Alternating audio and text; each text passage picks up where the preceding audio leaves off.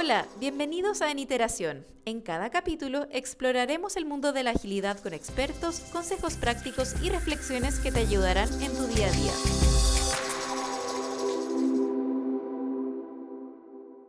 Bueno, muy bienvenidos a todos. Estamos aquí en nuestro séptimo capítulo, ya se nos ha pasado volando, ¿cierto, Judith? De nuestro podcast En Iteración. Hoy estamos con un invitado especial, Christopher Mena, Project Manager de Duoc. Para contarnos un poquito del tema de la deuda técnica. Yo personalmente no conozco tanto del tema, me declaro levemente ignorante, así que Napo, bienvenida y feliz de tenerte aquí con nosotros. Cris, te vamos a hacer hartas preguntas, pero la idea es que tú te explayes y nos cuentes un poquito más para los menos entendidos y para los más entendidos también, para abarcar una gran cantidad de público. Así que bueno, la primera pregunta, ¿qué es la deuda técnica y cuál es su principal causa dentro de los proyectos? Ya, la deuda técnica, yo sé que muchos la hemos venido escuchando, ¿cierto? A lo largo de nuestra experiencia hacia atrás. En lo personal, siempre el concepto, más allá de decir, mira, no tenemos esto, pero no importa, lo vamos a ver más adelante, es deuda técnica. Perfecto. Y me pasaba como que nunca más retomábamos los puntos, ¿ya? Puntos, por ejemplo, como la documentación, algunas pruebas, por ejemplo, automatizadas que tuvieron un porcentaje de cobertura súper bajo. Entonces, se perdía después ese como punto, ¿ya? Y quedaba como en tierra de nadie. Entonces, ya después con la experiencia, el tema de la deuda técnica, en el fondo, como el concepto, si lo queríamos llevar a un concepto, es como el costo que tenemos que pagar, ¿cierto? Las organizaciones, las direcciones, las áreas, por tomar distintos tipos de decisiones rápidas, ¿cierto? Para poder aplicar soluciones tecnológicas, un nuevo producto, un nuevo sistema, etcétera. Pero a raíz de eso, vamos, digamos, dejando de lado de hacer ciertas cosas que en el fondo, esas pequeñas cosas que se van acumulando en una bola de nieve que nos va a impactar de lleno en un plazo futuro, ¿ya?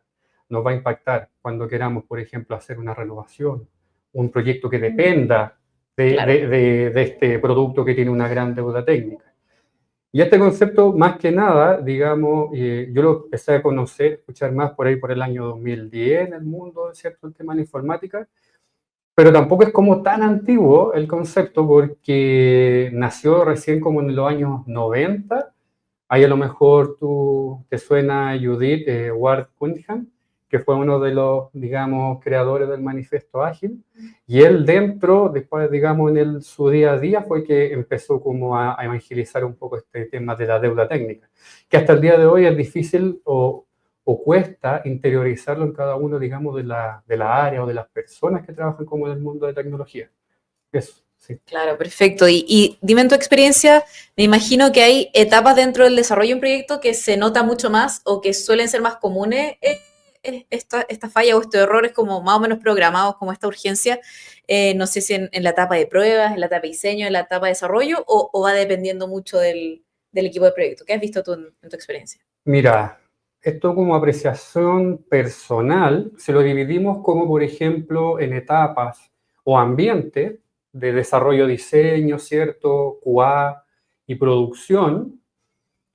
En producción es donde se manifiesta toda la deuda técnica que vienen de las otras dos fuentes, Como que la ¿ya? arrastra hacia Claro, abajo. producción es como el principal afectado de la deuda técnica, no es quien la, digamos, el que la genera, sino que es la víctima, por decirlo El ¿cierto? De que una sufre, el que manera, sufre. y donde se empiezan a reflejar todos estos problemas operativos, tanto, digamos, obviamente por el lado de operaciones, por el lado de proyectos, pero en lo que es ambiente QA y desarrollo, digamos, es la primera fuente donde se empieza a generar cada uno de estos puntos de la deuda técnica. ¿Y por qué?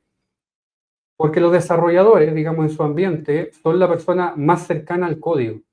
Si tenemos desarrolladores que no tienen, digamos, interiorizado buenas prácticas, que no tienen interiorizado directrices arquitectónicas, ¿ya? Y no tan solo los desarrolladores, líderes técnicos, arquitectos, ¿ya? Que no, digamos, no tienen una visión completa de todos los sistemas que tenemos en alguna organización, dirección, cómo interactúan entre ellos y los dejamos, digamos, con libertad de hacerlo o que codifiquen como ellos quieran sin, digamos, una supervisión adecuada, se va a generar eso a nivel de desarrollo y vamos a generar deuda técnica.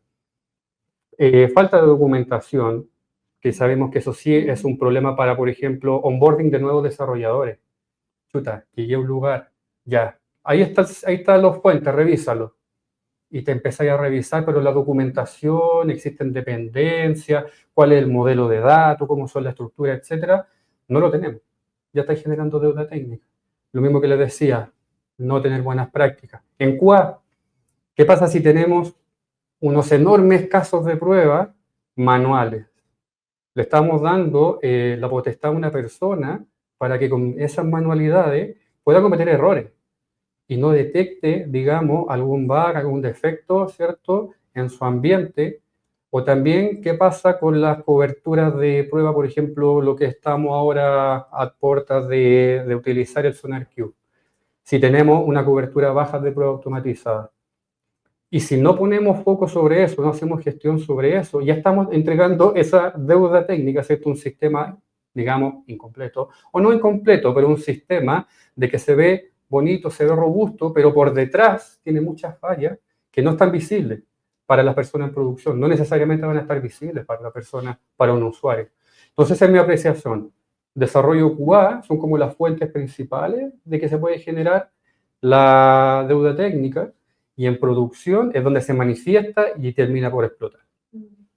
Perfecto. Y precisamente justo desde tu rol, ¿crees que existe un rol que debería encargarse de revisar que no exista deuda técnica? Pienso, no sé, quizá el Scrum Master o quizá mismo Project Manager, porque también es complejo tener que levantar un tema que probablemente va a implicar más tiempo y costo en un proyecto para que salga bien. Como que es una visión más a futuro, como ¿crees que existe un rol que debería hacerse cargo, debería como estar velando que todo se cumpla correctamente, o debería cada uno encargarse de hacer las cosas correctamente, o quitar esa deuda ya apenas termine el proyecto? Mira, ya depende, digamos, de cómo sea la organización, ¿cierto?, de un área, una dirección. ¿En qué sentido? Si lo llevamos, cualquier persona puede levantar una alerta respecto de una deuda técnica. Más que puede, debería levantar una alerta.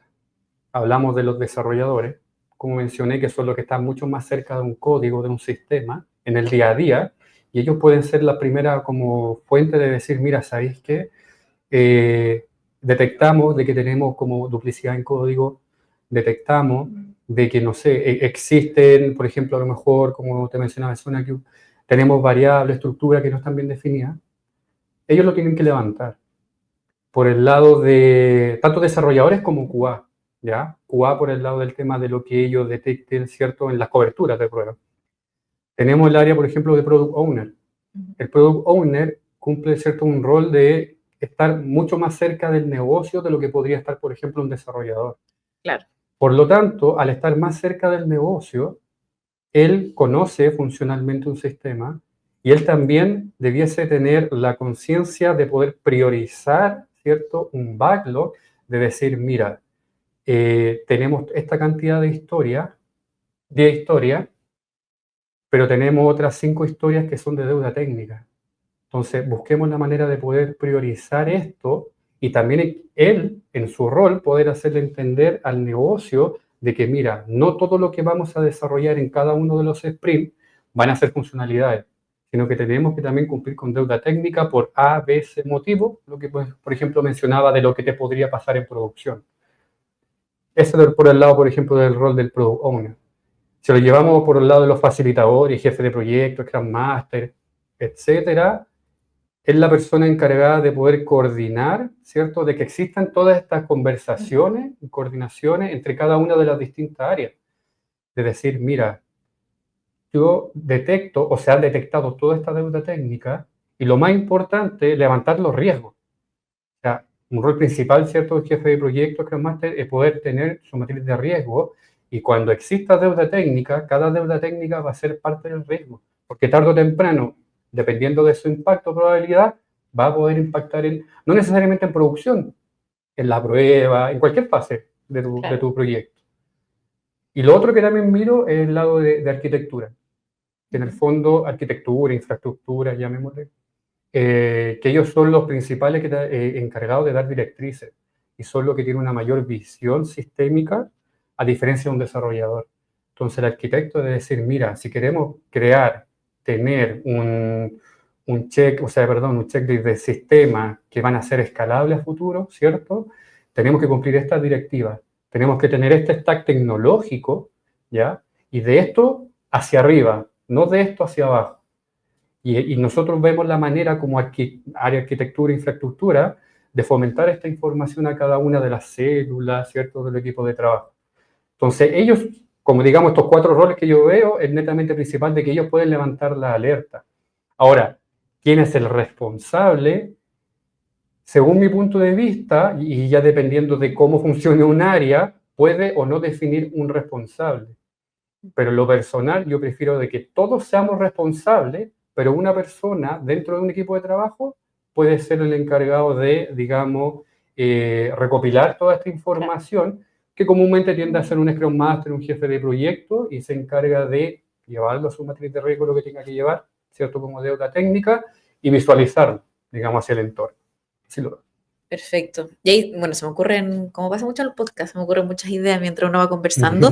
Relacionarlo más con tu tema, Judith, como en términos metodológicos, como se entiende que es parte de un proyecto que, como que un costo hundido, como que va a pasar la deuda técnica, o es más como, pucha, un error que cometemos siempre y que no lo resolvemos, como que se considera, se enseña, se estudia, o pasa y tenemos que, ¿cómo lo hacemos? Yo creo que hoy en día es súper complejo porque va, como dice Christopher, de cómo lo aborda cada rol en parte, pero hablando metodológicamente, la agilidad no le hace el quite a la deuda técnica, al contrario, es consciente de que no existen proyectos sin deuda técnica, o es muy raro que exista un proyecto con deuda técnica, pero aquí lo apalanco un poco, lo dice Christopher, y me gustaría también preguntarle, así como de la pregunta, desde tu rol, ¿cómo te es más fácil o cómo manejas la diferenciación, por ejemplo, entre deuda técnica o un control de cambio?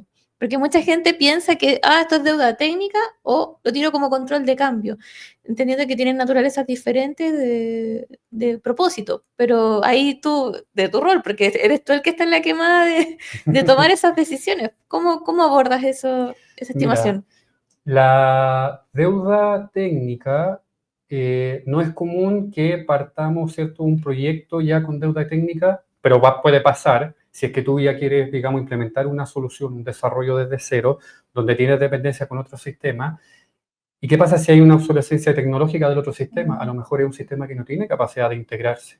A lo mejor es un sistema que su base de datos es tan antigua que sus plugins, ¿cierto?, su socket para integrarnos cierto nivel de base de datos, no es compatible con las tecnologías de ahora, ¿ya? Entonces tú dices, ya, estoy en una fase, no estoy todavía en proyecto, estoy en una fase de definición. Por lo tanto, tú puedes decir, yo no lo considero todavía deuda técnica porque no has partido un proyecto. ¿Cuándo lo considero una deuda técnica? Cuando tú ya pasaste por tu etapa de definición, tuviste un check, tanto a nivel tecnológico, funcional, presupuestario, etcétera. Partimos y te vas dando cuenta de hallazgos a nivel ya en el equipo, tanto como decíamos a nivel de código o en la fase de prueba, o te das cuenta de que estabas trabajando con alguna tecnología y salió una actualización y tienes que actualizarla, y a lo mejor esa actualización, si no lo haces, te puede impactar en el futuro. Ahí va generando una deuda técnica. Pero no lo veo como un control de cambio, porque un control de cambio sugiere cuando tienes un cambio en el alcance de un proyecto, que es distinto cuando tenemos un product owner o un usuario de negocio que dicen yo quiero A, B y C, y pasaron 2, 3 meses y te dicen no, ahora quiero A, C y D, ya no quiero B, súmame D. Y ahí tienes que empezar con una reestimación y no es necesariamente algo técnico. Puede que sea algo técnico, lógicamente, si somos proyectos tecnológicos, pero no es una deuda técnica. En cambio, la deuda técnica, como decía, en términos simples, son hallazgos que tú vas teniendo, digamos, a medida que vas avanzando. Así lo veo como línea de diferencia. No, y está perfecto. De hecho, hago el alcance por lo mismo, porque muchas veces uno dice dentro de la gestión de proyectos me metieron un golazo en el sentido de decir vulgarmente de que era una necesidad que no estaba estimada de un principio ni evaluada, pero claro, lo asumen como que era deuda técnica porque no se visibilizó quizás desde un principio. Y ahora, bueno, retomando lo que tú planteaste, como mencionó Christopher, el término de deuda técnica proviene de unos fundadores del Manifiesto Ágil, y la agilidad de por sí da instancia a ir identificando, abordando quizás de forma más amena esta deuda técnica, pero ahí también nuevamente te pregunto, bajo tu expertise de gestión de proyectos, es mucho, o sea, yo soy partidaria de que es mucho más fácil abordar la deuda técnica de una metodología ágil, pero ¿tiene quizás más simplicidad o es mucho más compleja como yo lo prospecto en una gestión de proyectos tradicional, o efectivamente es más fácil en la metodología ágil? Mira, todo va a depender de qué tan ajustados son los plazos, por ejemplo, de tu proyecto tradicional. Si tú ya partiste con un proyecto con plazo muy ajustado o con recursos, con una poca capacidad, ¿cierto?, de recursos, es difícil que tú puedas tomar una deuda técnica, ¿cierto?, dentro, digamos, de un proyecto tradicional, ¿ya? Porque ya partiste con algo y sabemos de que es difícil mover la regla de un proyecto tradicional. Y si no es un cambio de alcance, es algo netamente técnico, ¿en qué momento lo puedes? Es difícil abordarlo. Hay maneras, sí, pero ya tienes que entrar como con el juego de la negociación, de decir, no existe, digamos, prácticamente no existe un rol de product owner, entonces tienes que buscar la manera de cómo negociar con la parte funcional, con el usuario y hacer entender y concientizar y decir, mira, tenemos estos hallazgos, si no lo abordamos ahora dentro de los plazos que tenemos, vemos que dejamos de hacer o extendemos, ¿cierto? Vamos a tener cierto impacto en el futuro, ¿cierto? A corto, mediano, largo plazo. Del punto de vista ágil, lo veo un poco más flexible, pero también lo veo como que hay que tener cuidado porque la agilidad nació, ¿cierto? Que tenemos que ser adaptables, flexibles, generar valor rápidamente por sprint, etcétera. Pero si nos enfocamos netamente en lo que es entreguemos rápido, ¿en qué momento abordamos la deuda técnica? Entonces, para resguardarse, también la metodología ágil te entrega herramientas para que tú también puedas abordar esa deuda técnica. Y existen distintas instancias o distintas maneras. No quita de que tiene que haber una negociación con el product owner hacia también los usuarios, pero si tú tienes un sprint 2 semanas, por darte un ejemplo, en tu planning, tú puedes, digamos, tener, ¿cierto?, acordar con el equipo una cierta cantidad de porcentaje o punto de historia, o lo que sea, que tenemos que abordar de deuda técnica, ¿ya? Y tenemos este lapso de tiempo, vamos a trabajar deuda técnica y vamos a trabajar historias de usuario, ¿ya? Lo que alcance en este sprint. A diferencia de una metodología tradicional, que tú ya tienes todas tus fases, y estoy seguro que la mayoría de los proyectos tradicionales, ninguna fase tiene que ver con deuda técnica. A menos de que tú la detectes en un principio, pero volviendo, recapitulando lo que decíamos en un principio, es raro partir ya con una deuda técnica enorme. Pueden partir cosas pequeñas, ¿cierto? Que las puedes tomar, planificar antes de empezar el proyecto, pero, digamos, no es el común denominador. Y aprovecho de preguntar, abocando a ustedes dos, yo sé que o el diseño UX, UI, y ahí te pregunto, Christopher, ¿tú crees que genera mayor impacto en un proyecto no tener quizá un diseño, un prototipado a temprano plazo? Y tú, Anto, porque no estás ajena obviamente a la deuda técnica desde tu área, ¿crees o has identificado una deuda técnica recurrente en tu área en los proyectos debido a la baja visibilización que tiene tu área en los proyectos, o lo abocas a otra cosa? Ahí dejo el debate. Yo creo que respondiendo la primera, yo creo que se puede resumir en una sola palabra. Por ejemplo, el puntaje que tenía la AppView, ¿cierto? No era solamente temas técnicos, sino que también habían temas de experiencia de usuario. Entonces, no es no hay que dejar de lado el tema de experiencia de usuario, si bien no lo hemos mencionado en este ratito, ¿cierto? Pero se considera dentro de lo que es parte de desarrollo de diseño. Para nada podemos dejarlo de lado. No sacamos nada con tener un backend, un monstruo, ¿cierto? Por detrás, que hace de todo, te calcula todo y te lo entrega todo perfecto. Si tenemos una parte de experiencia que al usuario no le sirve, no le funciona, no le interesa, no le llama llamativo, ¿ya? No es usable para él. Entonces, va uno de la mano con lo otro, de mi punto de vista. Súper buena pregunta, Judith, porque lo hablamos un ratito que no se habla mucho de deuda técnica dentro del mundo UX. Es como lo hiciste mal, no lo hiciste, MVP o no MVP, como uno lo piensa y suena técnico, como, ya, es de un área que no es la mía. Pero yo creo que efectivamente lo que he escuchado en la industria, afortunadamente aquí creo que igual existe una conciencia de los testeos, por ejemplo, que para mí es como fundamental, porque ya estamos dentro de las células de trabajo.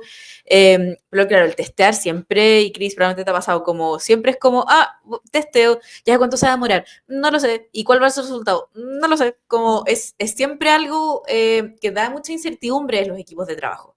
Pero he preguntado con colegas que trabajan en otros lados y es como diseñé, hice una investigación y salió. Y como, ¿y cómo les fue? No sé, como salimos a la vida nomás. Entonces, creo que es podríamos llamarle que esa podría ser una gran deuda técnica porque se te arrastra, porque si saliste con algo que salió mal al mercado, tiene súper mala como nota en el fondo, como a diferencia de la Vivo, hubo una comunicación, un proceso de comunicación de que era una nueva app, no era la misma porque quizá la gente no la habría ocupado, como hicimos cambios a la misma app anterior, quizá la gente lo hubiese rechazado por completo, entonces creo que es súper importante el comunicar y valorizar los testeos, y quizá no tan cercano a la deuda técnica, pero quizá conversa con lo mismo de que a veces no se entiende mucho la labor o no se entiende por qué o no está interiorizado dentro de los equipos de trabajo. Y aunque no me pregunten, yo siempre digo como chiquillos, como nos fue súper bien los testeos de repente con el rol que más está lejano, pucha, no fue bien porque a veces uno se olvida que esto es para los usuarios. O sea, si no, si hiciste el código correcto y la página funciona bien y te está trayendo el dato, bacán. Pero si vives en una isla desierta y nadie está viendo tu producto, no tiene ningún sentido. Entonces, quizás si existe un poquito más de valorización, de comunicación de lo que pasa con los usuarios, se tendría en cuenta siempre. Es como lo tienes que hacer, lo tienes que probar, tienes que tener una investigación antes. Quizá eso también es otra pequeña deuda técnica, como llegar a los testeos sin haber tenido una investigación previa. O sea, tienes que levantar la información con los usuarios, hacer las entrevistas, focus group, incluso levantar temas con los stakeholders, después diseñar y después testar. O sea, uno no puede tirarse a la piscina, estoy súper seguro de que este diseño, no, a veces te puede equivocar en cosas tan simples. Y eso, por supuesto, que se arrastra más adelante en los proyectos. Se me ha pasado a veces ciertos errores y como chiquillos, esto lo tenemos que cambiar, es chico, pero por favor, es súper vital para los usuarios y se tiene que extender el tiempo del proyecto. Así que súper interesante eso, Judith, porque no lo tengo conceptualizado, por supuesto que existe, pero de deuda técnica creo que uno lo tiende a asociar a otras cosas. Y dentro de eso, les cuento a la gente de la casa o en sus trabajos, tengo aquí ¿cómo se llama? Una ayuda de memoria, un torpedo, porque lo encontré súper interesante, estos cuadrantes de la deuda técnica. No sé, Cris, si esto se ocupa o Judith. Se lo voy a contar un poquito para que entiendan de qué se trata, que, bueno, cuando uno va analizando un poco la deuda técnica, uno puede considerar distintos factores. Por ejemplo, si es una deuda deliberada e imprudente, es el clásico, no tenemos tiempo. Que yo creo así, a grandes rasgos, creo que el que más se usa o el que es más común, la deliberada prudente es, nos encargaremos de eso después. Que no sé si suena tan prudente la verdad, pero al menos como le ponemos un tiempo, un valor, ya, esto lo vamos a tomar más adelante.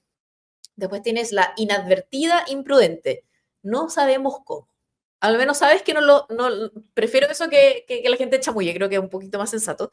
Y el inadvertido prudente es no debimos haber hecho eso, que creo que es fundamental ya en los procesos cuando se están cerrando los proyectos. Pucha, sí, aquí nos equivocamos, que creo que eso se aceita mucho con las metodologías ágiles, como, ya, sí, aquí nos equivocamos, ¿cómo lo hacemos distinto? Inmediatamente como el cómo lo resolvemos. No sé, Cris, dime en tu experiencia, como el factor tiempo suele ser el más común o es más del no sé cómo hacerlo, hagamos esto más fácil o más rápido. ¿Cuál es el factor más común dentro de la causa de la deuda técnica? Mira, a veces me ha pasado algo súper como particular muchas veces en un montón de ciertos de proyectos, de que en las etapas como preliminares, llamémosle quizá en un proyecto ya de 5 sprints, ¿ya? En los 3 primeros, ponte tú, casi es muy baja la probabilidad de que me salga, por ejemplo, un punto relacionado a deuda técnica, porque la experiencia te dice de el siguiente proyecto o el siguiente sprint lo vamos a hacer mejor. Por lo tanto, te preocupa de que lo que se hace quede documentado, de lo que se pruebe tenga un porcentaje de cobertura, ¿cierto?, de aprobación hacia arriba. Entonces es raro que nos pase como al principio, porque vamos partiendo de a poquito. Ya cuando llegamos al cuarto o quinto sprint, sale como, oye, tenemos un problema, por ejemplo, un proyecto WordPress, un portal. Tenemos un problema con estos plugins que hay que actualizarlo. Y si lo actualizamos, no sabemos si le vamos a poder pegar a, no sé, pues este mismo plugin ya está en producción. Y si lo actualizamos acá, tenemos que actualizarlo en producción. Entonces tenemos que probar si es que la vamos a pegar, le vamos a hacer un impacto, pero estamos en UAT, entonces, ¿cómo lo hacemos? Ya estamos a puerta de terminar, ¿cachai? De desarrollar. Entonces no ha pasado. Y yo creo que lo más común es como el típico cuadrante que mostraba, ¿eh?, que era como el deliberante y prudente, no, perdón, imprudente, de decir, no tenemos tiempo. Ya, pero ¿cuándo lo vamos a ver? Entonces. Y ese cuándo lo vamos a ver, yo lo dejo al tiro también levantado dentro de una matriz de riesgo con su cierto impacto probabilidad dentro de mi matriz y con el compromiso de que hay que verlo, o sea, hay que remediarlo. Tenemos que una semana, 2 semanas, 30 días. Vamos a aprovechar la instancia del ethical hacking, que comúnmente nos da un espacio de tiempo para volver a hacer alguna adecuación a nivel de infraestructura, no de código, pero sí de infraestructura.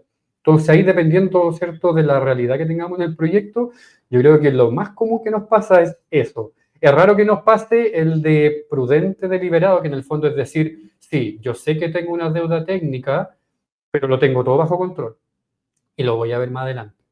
A decir, chuta, no tengo tiempo, no sé cuándo lo voy a ver.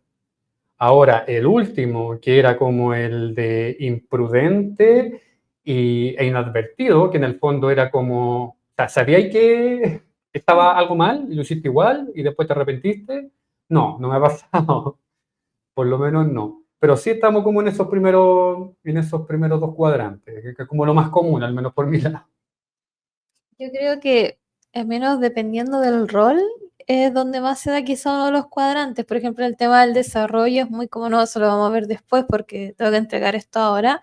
Y también va la complejidad y naturaleza del proyecto, porque hay proyectos, por ejemplo, que se cree, si tú los empiezas de cero, la deuda técnica nace, por ejemplo, con ese proyecto y se puede explotar o visualizarse al final, como también entre medio del proyecto. Pero ¿qué pasa cuando uno toma como sistemas delegados, sistemas que ya han pasado por muchas manos, que en realidad no tienes cómo saber con qué te vas a encontrar? Es un pantano, una caja de Pandora de cosas que puedan suceder y que ahí tú en el trayecto vas a ir cachando de que el código es horrible, o quizás no se hicieron pruebas como corresponde, que los servicios no son compatibles, o que tienes también una base de datos que no está bien seteada de un principio, que dadas las condiciones que tienes que desarrollar ahora, no compatibiliza el tipo de dato, el formato de dato. Entonces, todo eso ahí va a ir netamente de la expertise de la persona que tiene que asumir. Pues si hablamos de tema de arquitectura, el arquitecto tiene que ser lo más sensato posible, decir y evaluar bajo su experiencia como esto podría ser un warning para una futura deuda técnica. Lo mismo que a nivel de pruebas. Por ejemplo, el tema de la experiencia de usuario, yo creo que muchas veces, muchos años, pasó por la deliberada personalidad del QA que estaba revisando. De que un QA a veces decía, oye, pero esta cuestión, este botón aquí, como que no me hace sentido. Pero él no era experto en diseño, sino que de tanto probar decía como, esto es súper ridículo, o sea, no es funcional. Pero había muchos QA que no, pues ejecutaban las pruebas, porque era su responsabilidad solamente ejecutar la prueba y no levantaban el tema de que eso posiblemente podría ser una deuda técnica de usabilidad. Y lo mismo cuando va al tema del desarrollo, y me ha pasado la experiencia de que, claro, uno responde ante necesidades súper urgentes o cuando dicen se cayó el sistema, por ejemplo, tú dentro de la calidad del sistema te das cuenta de que en el código alguien puso un dato en duro, por ejemplo. Dato duro se dice de un dato que yo tecleo como un 62 y ese dato va a quedar ahí estático y no va a cambiar cuando debería ser parámetro, pues debería venir de alguna variable que se va actualizando constantemente. Y esas bombas uno a veces no tiene cómo identificar, entonces ahí digo que va a ser de la responsabilidad de la expertise de cada persona. Yo me quedo con esa visibilidad. Ahora el tema es también, porque hasta ahora, por ejemplo, hemos estado hablando como silos, ¿cierto? Roles, Scrum Master, facilitadores, desarrolladores, QA, arquitectura. Pero, por ejemplo, ¿cómo se puede emulsionar, ¿cachai? Por decirlo de alguna manera, la interacción entre cada una de esas áreas? ¿Cómo fluir? Claro, o sea, no sacamos nada con decir, Judith, tu prueba y tienes que levantar. Christopher gestiona, tiene que levantar. Anto, experiencia segura, tiene que levantar alertas. No, o sea, no es solamente una instrucción, sino que aquí también tiene que haber un punto clave que es como la cultura organizacional que tengamos en la organización, valga la redundancia, de también fomentar esto hacia abajo. No solamente a nivel de ejecución, sino que es cierto a nivel de personas que toman las decisiones. ¿En qué sentido? Los proyectos, para que puedan ejecutarse, necesitamos, por ejemplo, a niveles directivos, los proyectos para que puedan ejecutarse necesitan presupuesto. ¿Qué pasa si tenemos direcciones, jefaturas, gerencia, que no internalizan, no tienen internalizado el concepto de lo que es la deuda técnica, de que existe deuda técnica, de que tienen clasificada deuda técnica, que la tienen medida, que la tienen con números? Por lo tanto, van a presupuestar o van a entregar cierto plata, por llamarlo de alguna manera, pero solamente para temas de proyectos, digamos, que no consideran deuda técnica. Entonces, chuta, me pasaron, voy a dar un número, 100 millones de pesos, pasar esto, y ya me gasté 80 en el proveedor, 10 en el QA y 10, no sé, en otras áreas internas. ¿Y en qué momento veo lo de la deuda técnica si lo que tengo que hacer con esos 100 millones de pesos es para esto? No tengo presupuesto para lo otro.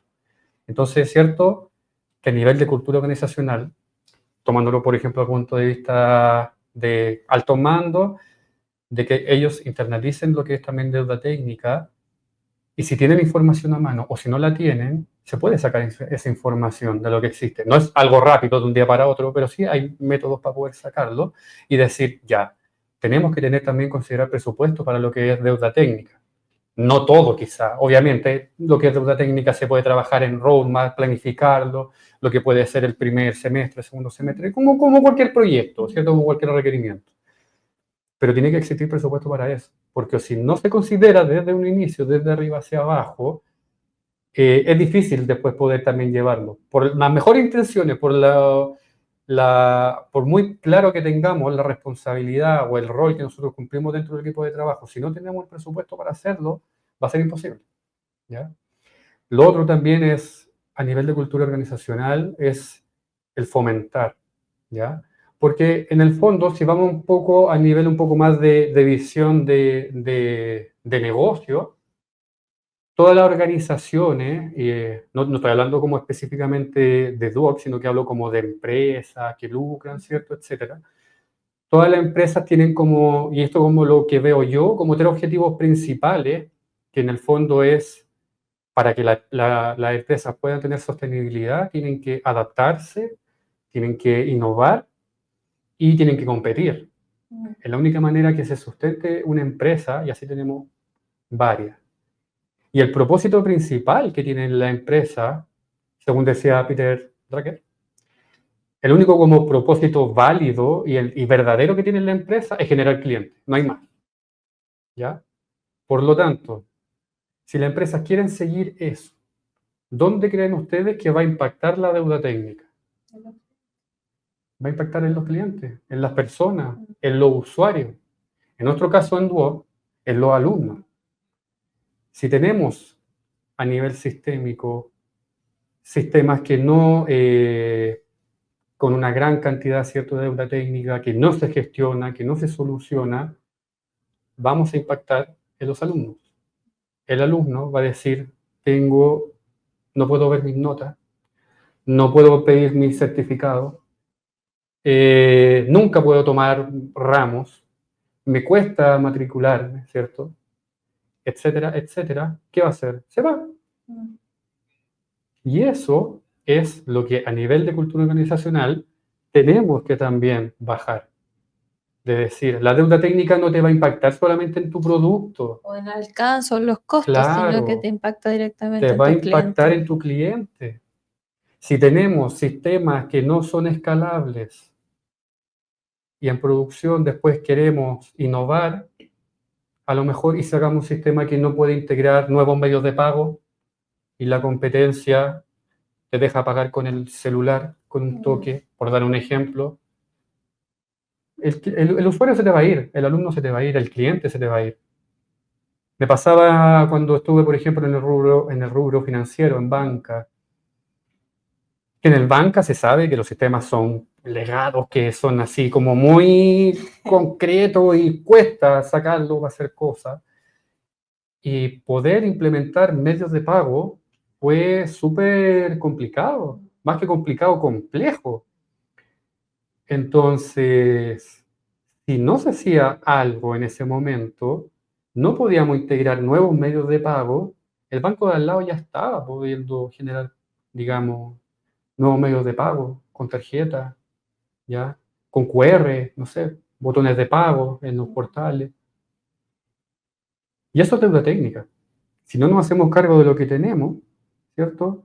Más que impactando a nosotros mismos, es impactar a nuestros clientes. Y a nivel, volviendo a lo que es cultura organizacional, cómo también fomentamos eso es, uno, por ejemplo, que es fomentar la comunicación transparente. Que en el fondo, que los equipos de trabajo, las áreas, los roles, no tengan miedo de levantar la alerta. Porque aquí no se trata de buscar culpables tampoco. O sea, sabéis que en el principio del proyecto nos dimos cuenta de que lo que definimos como solución propuesta no va a cumplir con esto por ABC motivo. Ya, veamos qué hacemos. Sabemos que ya vamos a generar una deuda técnica si no lo gestionamos. La colaboración entre las áreas. Tú ya sabes lo que tienes que hacer, tú ya sabes lo que tienes que hacer, yo sé lo que tengo que hacer, pero busquemos una manera de que nosotros como equipo de trabajo, como célula, etcétera, seamos capaces de poder levantar la deuda técnica, de poder medirla, cuantificarla y ver cómo podemos gestionarla si necesitamos apoyo de áreas de, digamos, aledañas o de mandos superiores. Claro. ¿Ya? Entonces, todo lo que tiene que ver con esto de la cultura organizacional, que yo sé que es mucho más tema como, quizás no tan tecnológico, es un tema como de, más de gestión del cambio, por llamarlo de alguna manera, es clave, ¿ya? Porque no es lo mismo que cuando se quisiera implementar agilidad. No puedes implementar agilidad nosotros tres. No. Y que hacia arriba o hacia la otra área no sepan lo que es agilidad o no sepan trabajar con agilidad.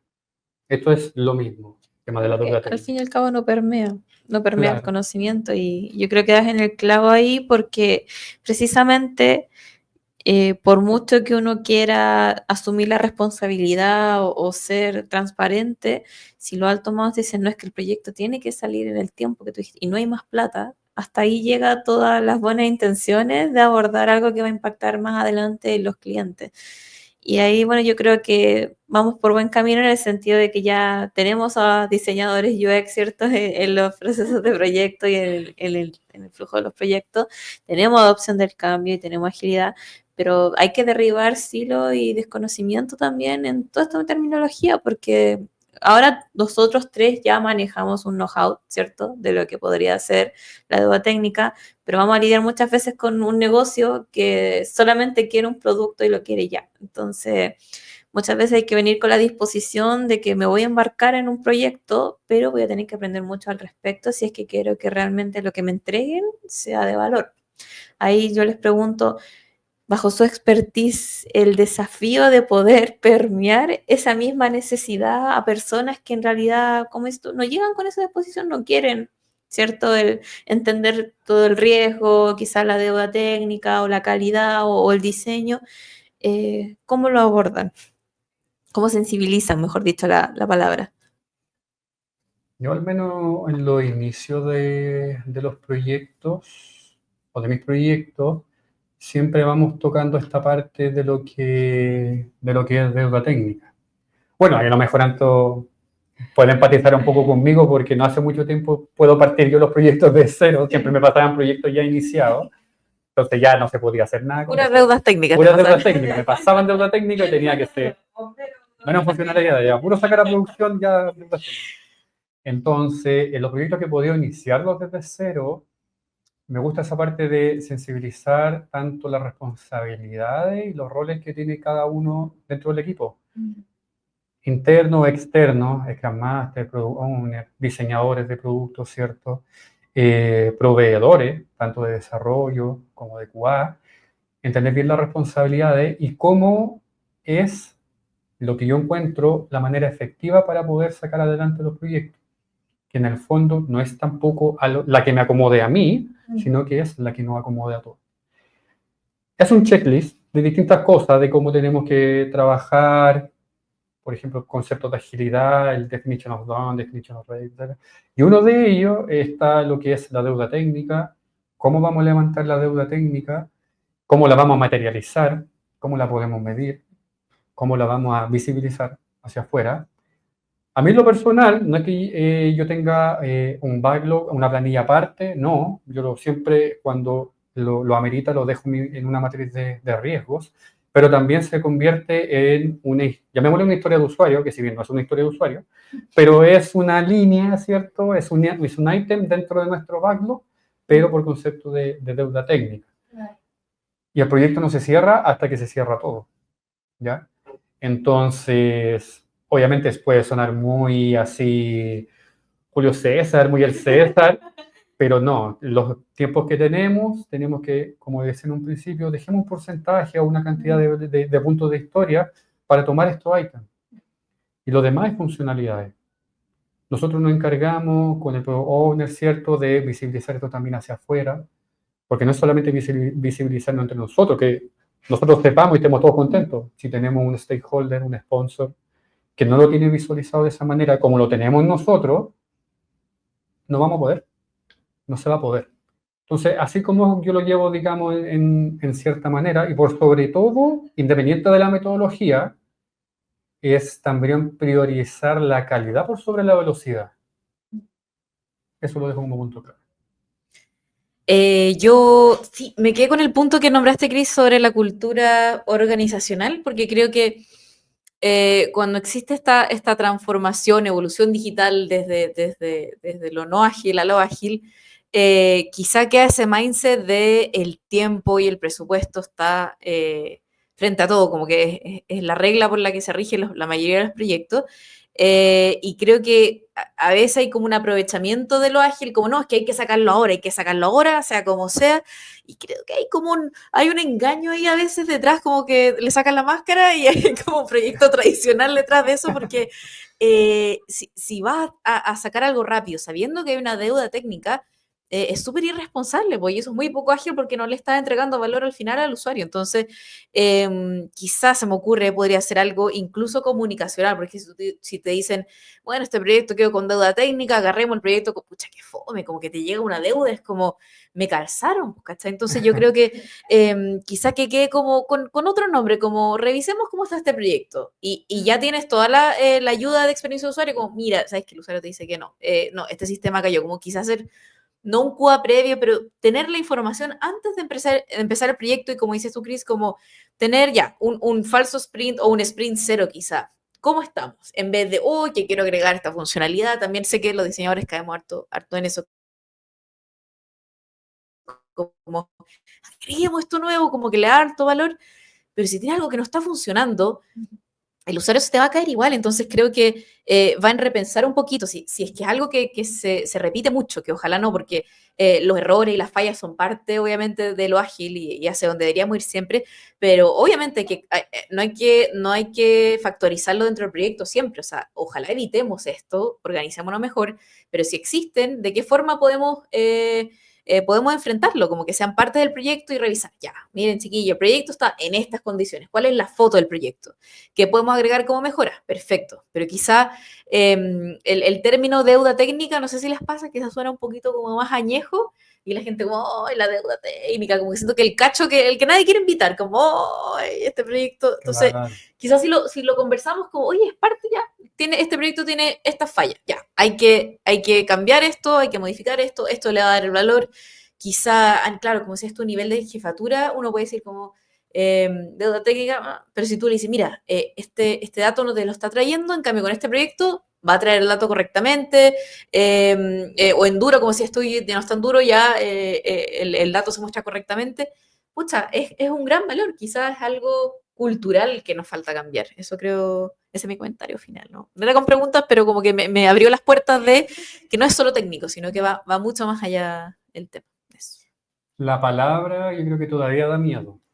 Sí. También me pasó como experiencia de que vidas anteriores hablan de la deuda técnica y yo me imaginaba que era como algo de, no sé, 5 o 6 meses que hay que hacer, solucionar antes de partir con lo uno. Pero a lo mejor la deuda técnica puede que sea todavía algo muy pequeño, a lo mejor que puede ser, digamos, gestionable, ¿cierto? Dentro de los tiempos que tengamos. Pero claro, hay que sacarse como ese concepto de la cabeza de que deuda técnica inmediatamente es algo malo. Sí. No. Es como puede ser, yo lo veo también como un primo hermano de cuando tú levantas una deuda técnica, como un primo hermano de cuando tú levantas un riesgo. Exacto. Que un riesgo tú lo puedes levantar de un punto de vista organizativo, de un punto de vista funcional, que te pegan los alcances, costos, etcétera. Pero la deuda técnica sabemos que es muy similar, pero enfocado al tema tecnológico, que si no lo resolvemos, va a pasar todo lo que mencionamos. De hecho, es quitarle un poco el estigma y también el decir como no es una maldición, claro. no es un caos, que no son las 7 maldiciones y las plagas de Moisés, sino que efectivamente también sacar la conciencia de decir si no explota no es mi problema. También hay bombas de tiempo ahí que uno las ve todos los días, pero dice si no la pico con un palito no va a pasar nada. Es como cuando uno ve un pilar sujeto con un palito de madera y dice, si nadie lo pasa a llevar, funciona perfectamente. Y no, es ir un poquito más allá y como dice Cris, siempre se pueden dar cárcel los tiempos, los plazos, pero abordándolo de a poquito. Y para ir finalizando ahí, chiquillos,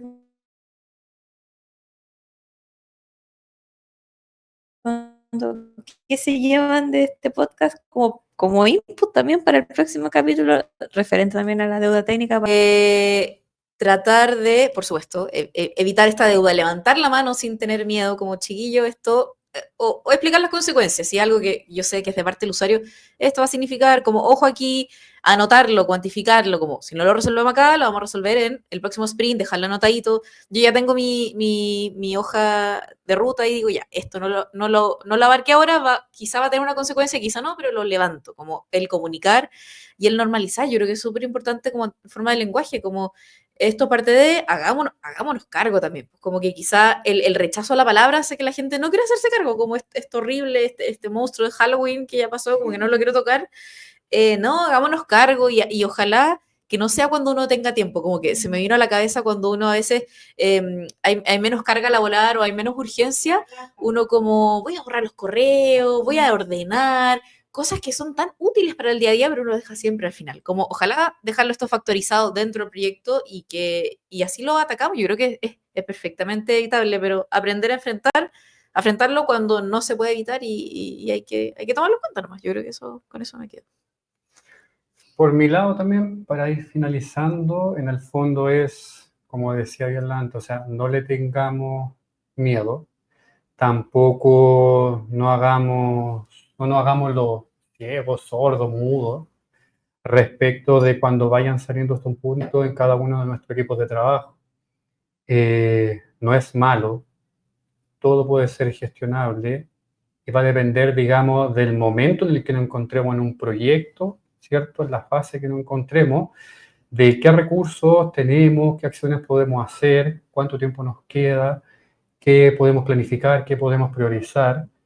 Y damos apoyo también con la gente que tenemos al lado, si también por algo somos equipo. Y más allá de eso es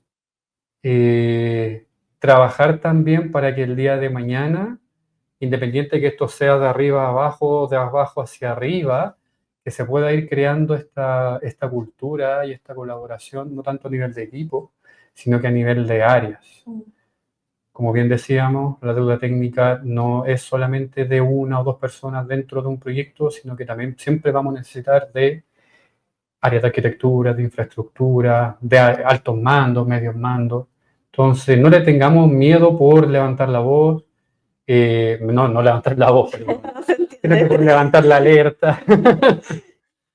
No somos, digamos, culpables, somos las personas, pero podemos ser los responsables. Y eso es, digamos, algo que al menos en mi proyecto tengo súper claro y todos podemos siempre apoyar de una u otra manera. Totalmente de acuerdo con sus dos puntos de vista y entender que, aunque por muy difícil que parezca, por algo se comience y considerando que hace un par de años atrás el teletrabajo era impensado, hoy en día es una normalidad, ¿cierto? Y cada vez más agarra más fuerza. No es imposible ver a gente normalizando la deuda técnica o la cultura del error, ¿cierto? La adopción o el diseño, porque son necesidades que las vamos abordando poco a poco y con eso finalizo. Así que muchas gracias, Christopher, por venir a nuestro capítulo. Gracias, Antos, como siempre. Muchas gracias. Y nos vemos en un próximo capítulo de En Iteración. Hasta luego. Suscríbanse a nuestro canal, por favor. Muchas gracias.